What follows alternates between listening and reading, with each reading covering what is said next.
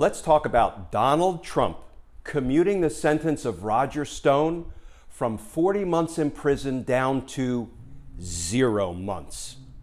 And let's ask ourselves the question, what can be done about it? Why? Because justice matters.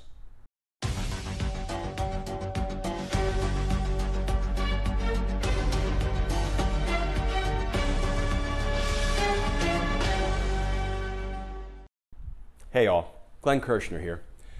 So if you're anything like me, you woke up in this fog of injustice this morning, having learned that Donald Trump has commuted the sentence of federal felon Roger Stone from 40 months in prison down to exactly 0 time in prison. Roger Stone was supposed to report to federal prison just a few days from now to begin serving the 40-month sentence that D.C. Federal Court Judge Amy Berman Jackson believed was the appropriate sentence for Roger Stone.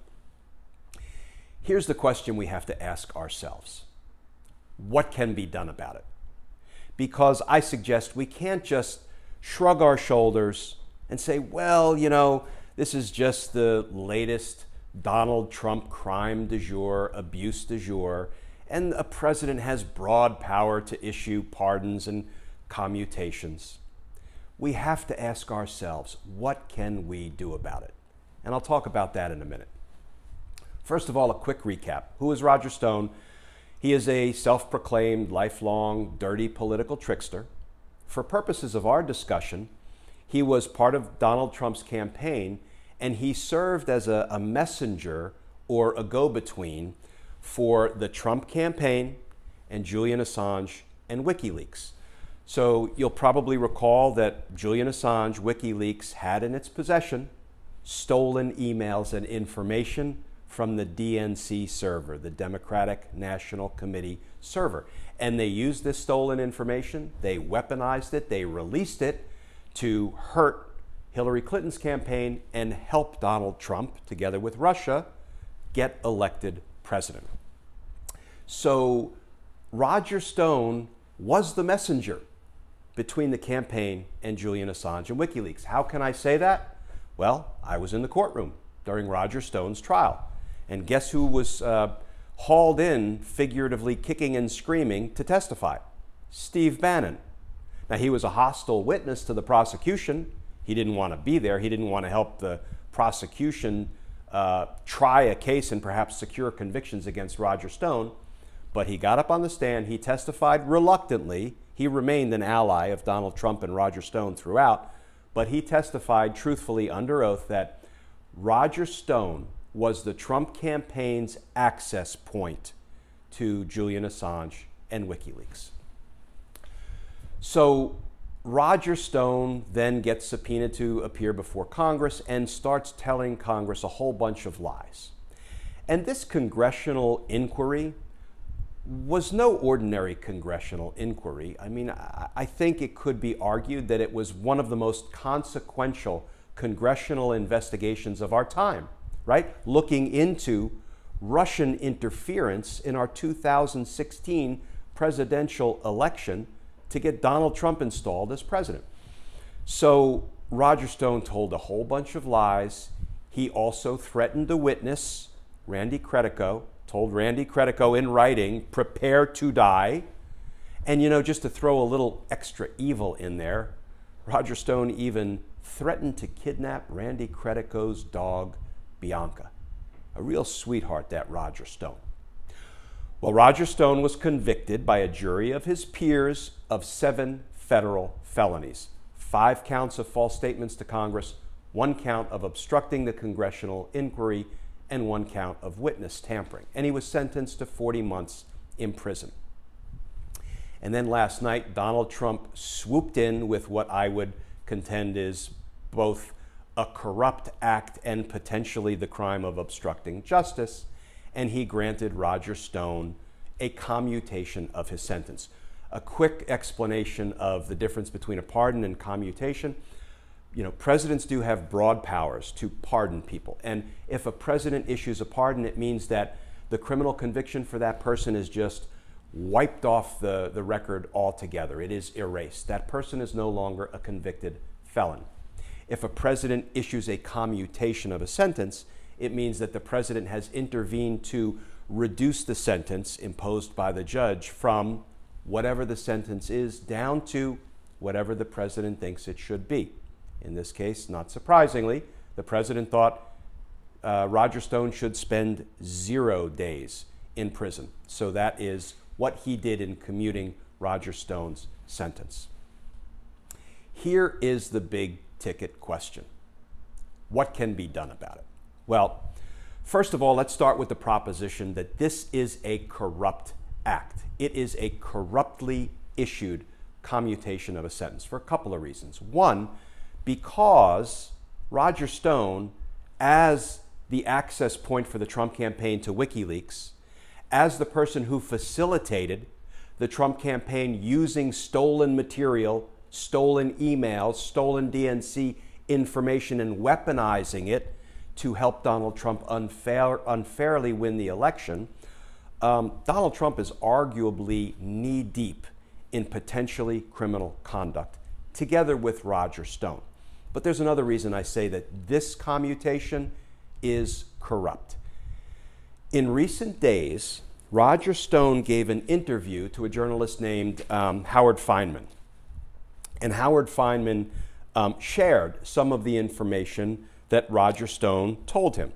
Here's a tweet by Howard Fineman from a few days ago. Quote, "Just had a long talk with Roger Stone. He says he doesn't want a pardon, which implies guilt, but he wants a commutation, and says he thinks Trump will give it to him." And then he quotes Roger Stone. "He, the president, knows I, Roger Stone, was under enormous pressure to turn on him. It would have eased my situation considerably, but I didn't." Close quote. So Roger Stone said, "Oh, I was under enormous pressure to turn on the president, to flip on the president, to snitch on the president, but I didn't.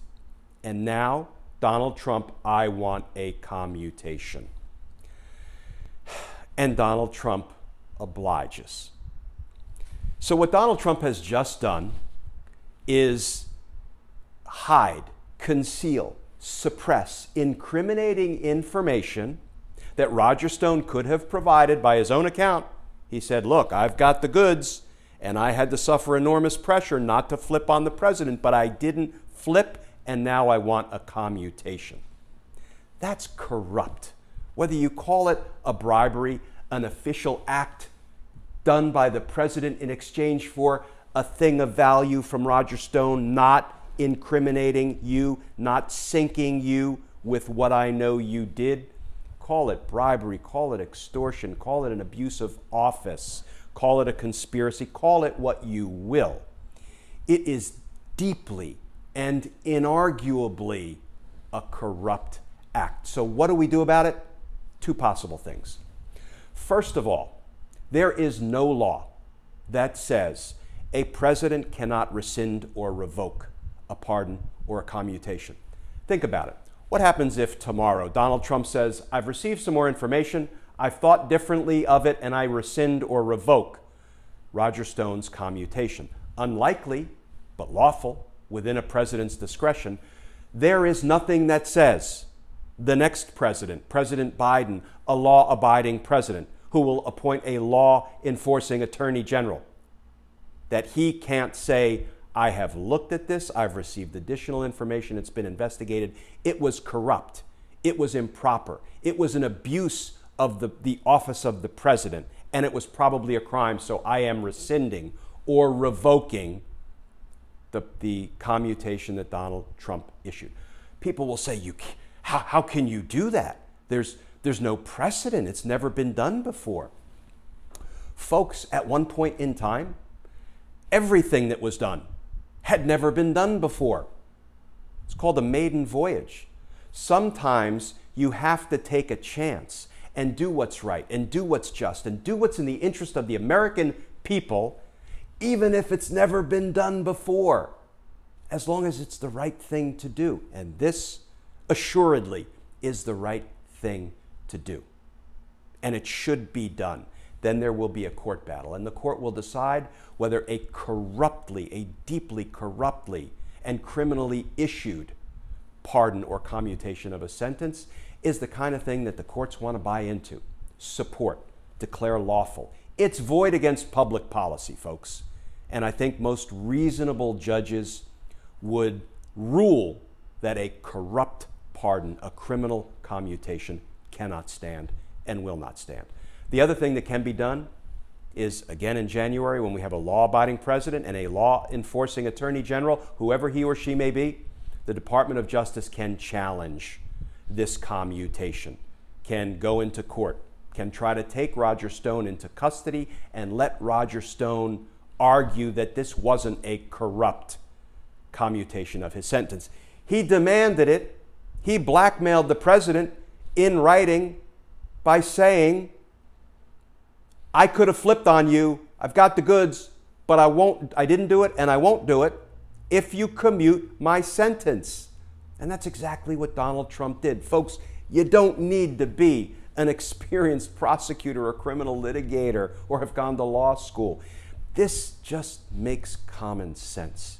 You can't do it. It's corrupt. It's criminal. And we can't just shrug our shoulders and say, well, no precedent, never been done before, so yeah, let's just let it go. No, we don't let this go. It's deeply corrupt, it's deeply unjust, and it's deeply offensive. So why should we take this maiden legal voyage and attack it in every honest, honorable, ethical way we can? You know why. Because justice matters. Stay safe, folks. I look forward to talking with you tomorrow.